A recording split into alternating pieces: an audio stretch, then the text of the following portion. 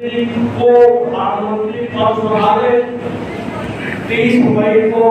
9 वर्ष पूरे हुए और आप मैदान में देख रही होंगी 9 वर्ष सेवा सुशासन गरीब कल्याण। आदरणीय प्रधानमंत्री जी का जो संकल्प था इस नारे के साथ उसको चर्चा करते हुए आपके बीच सरकार की जो भी योजनाएं चल रही है अंत्योदय के सिद्धांत का समाज के अंतिम व्यक्ति के उत्थान के लिए संचालित हो रही है। आपके आशीर्वाद से जिस दिन आदरणीय प्रधानमंत्री जी ने दिल्ली की गद्दी संभाली, प्रधानमंत्री पद की शपथ ली और लाल किले की प्राचीर से प्रथम उद्बोधन में उन्होंने स्वच्छता की शौचालय की बात की। उस समय सारे विपक्ष के लोगों ने ये आरोप लगाया कि कैसा प्रधानमंत्री हुआ है जो लाल किले की प्राचीर से शौचालय की बात कर रहा है। लेकिन आदरणीय प्रधानमंत्री जी ने अपनी माताओं बहनों की पीड़ा को कैसे परिमाण से आते थे उस पीड़ा को अनुभव किए थे, जानते थे कि देश में शौचालय की कमी है और हमारी माताएं बहनें रात अंधेरा होने का सूर्यास्त होने का इंतजार करती है कि अंधेरा हो तो शौच को जा सके। दिन भर को पीड़ा मिलती है उस पीड़े का अनुभव करते हुए उन्होंने देश में ये संकल्प लिया कि प्रत्येक परिवार को हम 12,000 रुपए प्रोत्साहन राशि देंगे ताकि वो शौचालय का निर्माण करा सके और इस योजना के तहत देश में करोड़ों घरों में शौचालय का निर्माण हो। आदरणीय प्रधानमंत्री जी ने सत्ता संभालते ही एक योजना और लॉन्च की जिसका नाम है जन धन योजना। जन धन योजना तो कहने में बहुत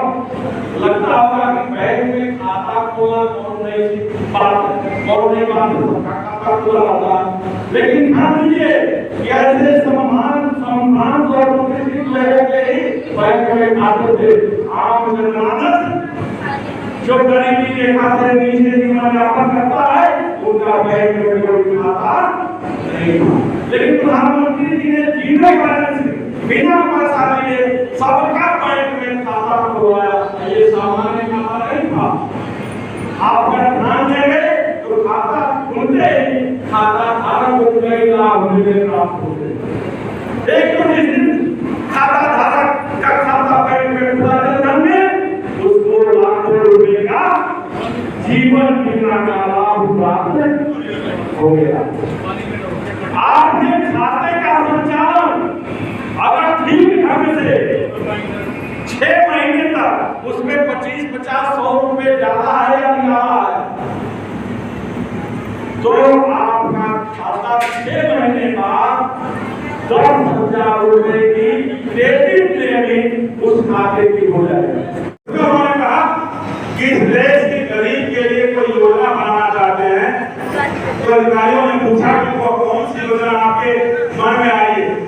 उन्होंने जो बात कही थी वो बात मुझे याद थी, इसलिए आज के अवसर पर कहना चाहता हूँ और इसलिए भी कहना चाहता हूँ वो गरीब कल्याण से जुड़ी हुई योजना। प्रधानमंत्री जब उस समय अटल बिहारी वाजपेयी जी थे तब उनके मन में विचार उत्पन्न हुआ था। आपको याद होगा कि अटल जी के पहले जब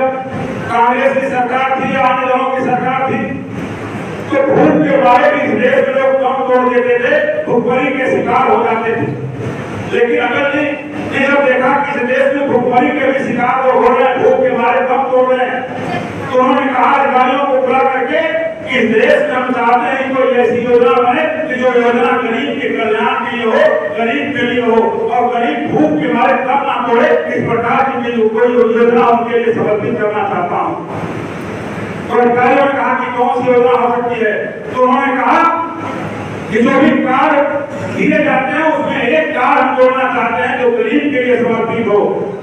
उसको फ्री में अन्न मिल सके तो गरीब के घर में भूख के मारे अन्न के मारे कोई खा ना सके, कोई पीड़ित जो भुखमरी का शिकार न हो सके, तो उन्होंने कहा कि कोई एक ऐसा कार्ड देने का काम प्रस्ताव बनाने की जरूरत है जो गरीब के लिए समर्पित हो। उसी समय अमेरिका की सरकार ने जो लाल कार्ड, जिसको हम अंत्योदय कार्ड जानते हैं, अंत्योदय कार्ड देकर के देश की गरीब लोगों के साथ न्याय करने का काम प्रधानमंत्री अटल बिहारी वाजपेयी के लिए किया था। कहना चाहता हूँ क्यों, कैसे प्रधानमंत्री को जिसने गरीबी को महसूस किया था और गरीब के लिए लाल कार्ड अंत्योदय के रूप में देकर के गरीब जनता के लिए समर्पित किया था। देखो, और यह ऐसा किसलिए हुआ था, मैं दूसरी बात उसके साथ जोड़ना चाहता हूँ।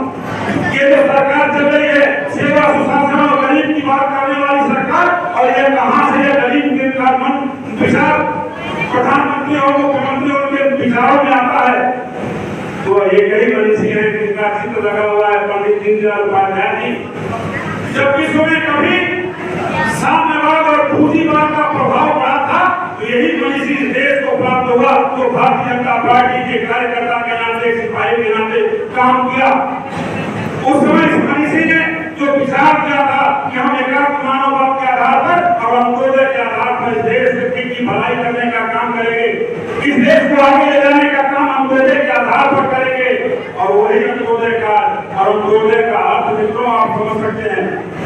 कि जब तक अंतिम व्यक्ति का उदय नहीं हो जाता, जब तक अंतिम व्यक्ति के घर तक विकास की किरणें नहीं पहुंच जाती, अंतिम व्यक्ति के घर में विकास नहीं हो जाता, तब तक मुझे लगता है कि इस देश का विकास अधूरा माना जाएगा, इस देश के विकास को अब पूरा नहीं माना जाएगा। इस नाते पंडित दीनदयाल उपाध्याय जी के सपने को साकार करने के लिए जिस तरह से अंत्योदय अंतिम व्यक्ति के उदय का प्रयास, चाहे देश के प्रधानमंत्री नरेंद्र मोदी जी कर रहे हो और चाहे उत्तर प्रदेश के लोकप्रिय मुख्यमंत्री योगी आदित्यनाथ जी कर रहे हो, मुझे लगता है वह सपना हमारे ऐसे मनीषी पंडित दीनदयाल उपाध्याय जी के एकात्म मानववाद को पूरा करने का प्रयास